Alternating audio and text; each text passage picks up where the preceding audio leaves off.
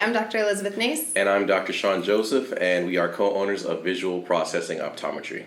We deal with a lot of complicated patients, and it's very involved care, a lot of continuous care for an extended period of time, and we want to make sure that we have the right energy, we have the right mindset to sustain that for the long term, and we want to make sure that we addressed staff concerns with whatever they felt needed to be addressed, so we could all move forward and ideally serve the community as best we could. We worked a lot with Jessica on what kind of culture our staff wants and what's important to them, and just kind of hearing out their complaints or troubleshooting problems, how things are handled in the office. When there are transition times, you want to make sure that your team is on the same page, because if they aren't, that's just going to kind of create continuous strife. So that was why we felt the need to kind of go in and go a little bit deeper as to why people felt the way they did. Are they aware of how they're coming off or how they're communicating? And what do they really ultimately want? What do they want their office and their workspace to look like? It's really important that Jessica was the one kind of leading the retreat as opposed to us leading it. I mean, we invited everyone and we kind of created this space for people to be in. But the premise of the day was not about the doctors. It was about the office and about what the office looks like moving forward. And so we were able to talk to Jessica beforehand about what our concerns as owners were, but then she got the one-on-one time with staff to kind of go through. She also did an intake and listened to what they were telling her. And kind of directed the day in a way that made sense for our office. So she kind of tailored everything for us, talked to their concerns and about, what issues have come up recently, and kind of coached us through that. And I think that was extremely helpful. We were not in the driver's seat, and staff could trust someone else to take us all through the process. And it was helpful for us to see how someone else would lead, so we knew how to follow, because so much of our day typically is us leading and others following. I really like the portion where we had the personality assessment, so we got to highlight what people's strengths were, and then everyone got to tell them how those strengths were reflected in their day-to-day routine, what other people saw. So it was really enlightening for some people. Some people really needed to hear it. Yes.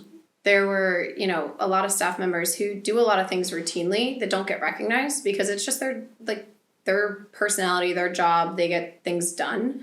And one of the kind of interesting intentional and unintentional consequences of having these conversations was that people started to go around and compliment each other for what they were doing. And that's actually persisted where we're working day to day. And typically things just kind of go unnoticed. And now I'm hearing more of oh, thank you for doing this. Or I noticed that you did this. Thank you. It looks so nice. People, especially those who, with our hands were full, other people stepping in to say, okay, you're occupied, so what can I do to help you? Let me take this off of your plate. Or the people who have a more creative outlet, once that was acknowledged in a group setting, then afterwards they're oh, okay, well then I can be the blog manager, or I can handle the bulletin board. The strengths that were highlighted have moved forward with us, which is really, really awesome. So that any perceived weaknesses that may or may not be there, people don't occupy that mental, emotional space anymore.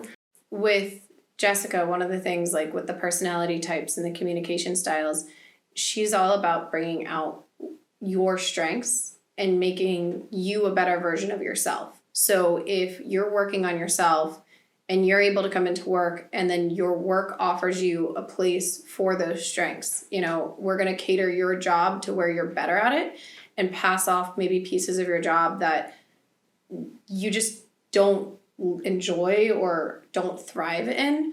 And that was something that our office got to genuinely kind of hash out and be okay, this person is much better suited here and this person is much better suited here. So why don't we kind of flip things around a little bit and let you guys do that so that everyone gets to have more fun in the office. Everyone gets to do things that they enjoy doing a lot more. For us, when it comes to our staff and how that's improved, people for the most part have their outlets, which is nice. And if they're not doing the thing, then we kind of encourage them, hey, why don't you take some time to do that because you have been stressy or you've been in a mood or you've been off lately. And we can recognize that you're not in trouble for that, but you're not who you normally are. And we want you to be who you want to be and not being dragged down by external factors or being weighed down by just life in general.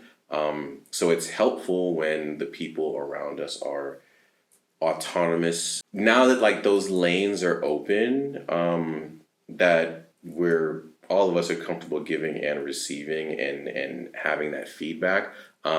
Because yeah, maybe some days I'm just not aware of it, or if people feel that I'm short or terse or what have you, people can be like, "Hey, you feeling okay?" And I'm like, "No." And then I get to move through that with them.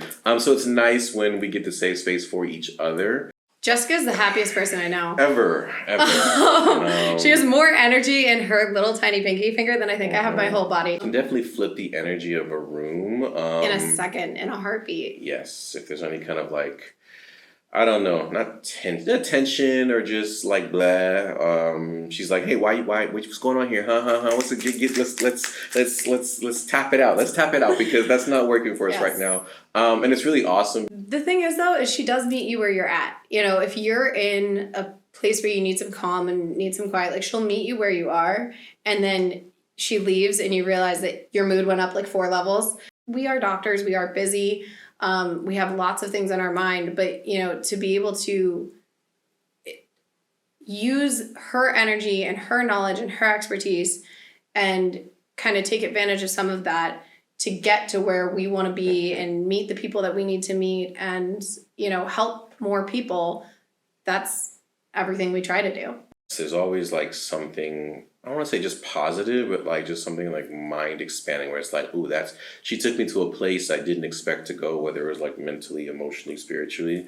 And it was a growth experience just from that exchange, which is just really nice because I don't know how many people I have where I can say I interact with and I end up more